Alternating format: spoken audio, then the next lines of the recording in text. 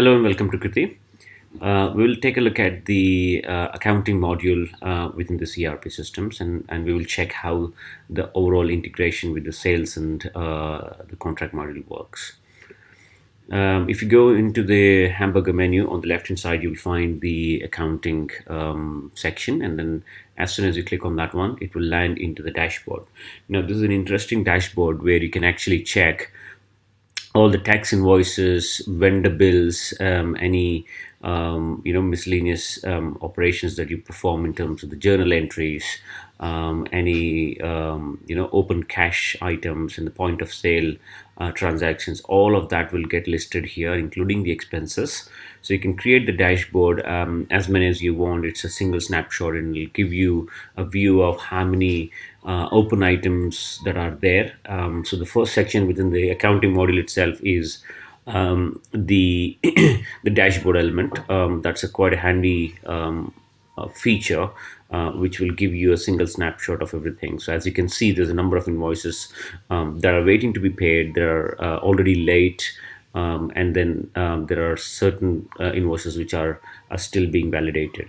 And likewise, the vendor bills. There's a number of different stages of the vendor bills that are still to be processed. There are some late payment that needs to be followed up. We'll check the features of follow up. How is it available? And then there's an automatic follow up section that we can also look at it. Okay, so that's about the dashboard feature. And then if you go into the customer section, so the way it's segregated is there's a customer element of it and there's a vendor element of it, which is basically the account receivables and account payables. Now, if you look at the under the customer section, there's a key 4-point document, which is the invoices, credit note, receipts, payments, and likewise for the vendor section, there's a bills, there is a refunds, receipts, payments, and also we kind of included the employee expenses into it, right? So let's look at the invoice section itself. So here you can check all the invoices that are processed, waiting to be processed, and waiting to be paid. So there's the different statuses that are available, and then see there are few entries which are not paid, and there's some entries which are yet to be paid.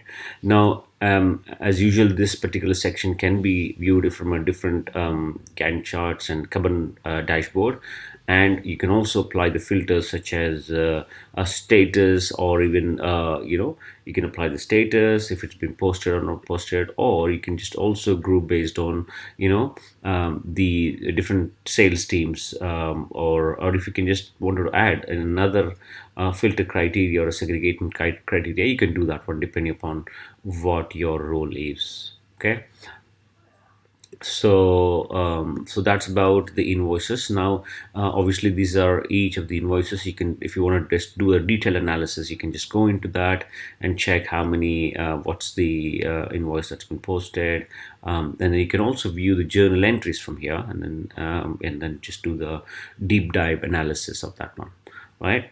And similarly, if you go into credit notes, for example, you can also find credit notes there, and if there's any refunds that's happened as a part of the cancellations or anything, you can also check. So one of the examples that I've got is there's a refund that's been exercised and there's an adjustment.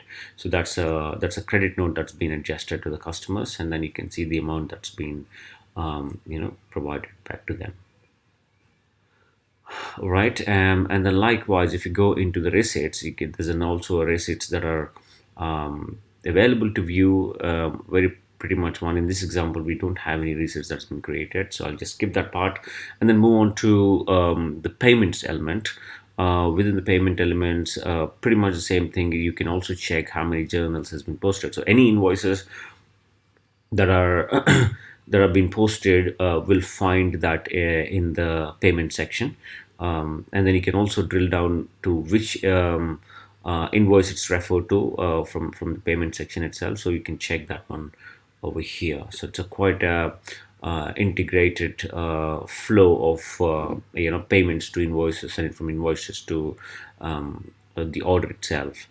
Okay, So that's about there are other sections which are again a common section, such as the product and customers, but that we can view it in the later stage of the video. I'll move on to the vendor bills. So in the vendor section, you can check the bills, pretty much the same thing. Again, you can also segregate based on the different statuses. All these vendor bills, or even the status, you can segregate whether it's been posted, that's still to be drafted, etc., etc. So each of these vendor bills, this is for any purchases that we made, and usually this particular vendor bills are originated out of any purchase orders that we create, for which we are due to pay. So this is basically an account payable section of the accounting, right? So I'll just move on to next section, which is basically the any refunds that we issue as a part of the cancellations, anything. And then there's a receipt sections. You can also see in this example we don't have it, but you can obviously go ahead and create any receipts if you want to, against the any of the vendor activities. Okay, so that's an option available, and also any payments that are made, that's available. So these are the payments that's coming out of any purchases. That is the one that we have. Okay, so that's about the account receivables and payables, and then I'll move on to what the overall accounting capability allows, and then the level of details that we can look at it from a journal entry standpoint, also the sales purchase journal. So we'll take a look at all of that thing, including the general ledgers, and followed by the reporting. So if you look at the accounting section, and just check what are the journal entries. So there's a deep down analysis that you can do in terms of the entries, etc. So if this is just a manual journal that's been created just for the miscellaneous post, that you can check that there. Any further detailed journal entries that you want to check. So these are all the entries that are coming out of the transactions. So you can also view all of those transactions in detail here, and followed by any sales journals that's created. That's a segregation of all the sales transactions, and there's a deep down different journals, like tax elements separated from the purchase element itself, and also the cost is also separated here. So that's about the sales journals, and similarly we also have a purchase journal for any purchases that we make, any expenses, purchase expenses that we make. So all of that is available for you to actually do a deep dive analysis on that one. And then there's a general ledger section where you can actually check these elements, and then just drill down on the general ledger section, and just check what are the transactions across the different GL accounts.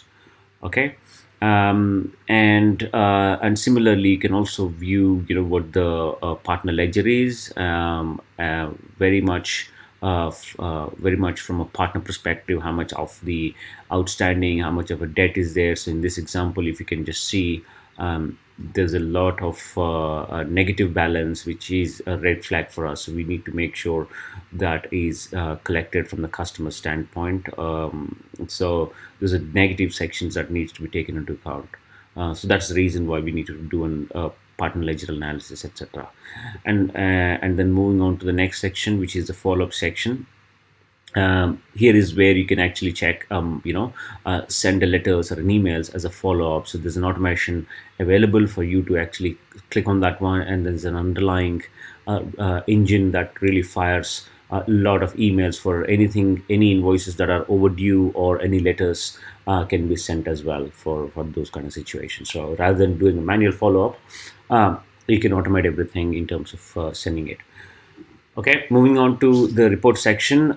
This report section is basically everything that we have seen so far, but pretty much pulling out the report. So for example, if I look at the overall balance sheet, I can actually check what the balance sheet looks like from 2021, and that gives you a very detailed view of everything. So I'll just click on the download.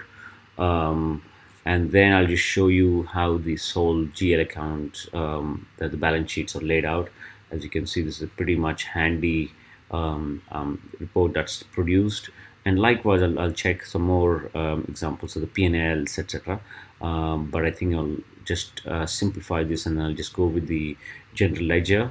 And then again, I'll just go back to the previous year dated January 21, and then I'll just do a print of that one. Oh, it will it will download the GL account at a very detailed length. This is for any accounting departments to check the entries, validate the entries for the audit purposes. This is a pretty handy tool, and not many ERPs produce that kind of a detailed report. So likewise, you have the trial balance, the AGs, aged receivables, the aged payables. All of that can be done, and then including the invoice analysis, budget analysis, etc. So this is a very detailed accounting module that has been built in order to help all the enterprise businesses to be able to have a transparency in terms of managing their accounts. Okay, I hope this was helpful. Thank you very much.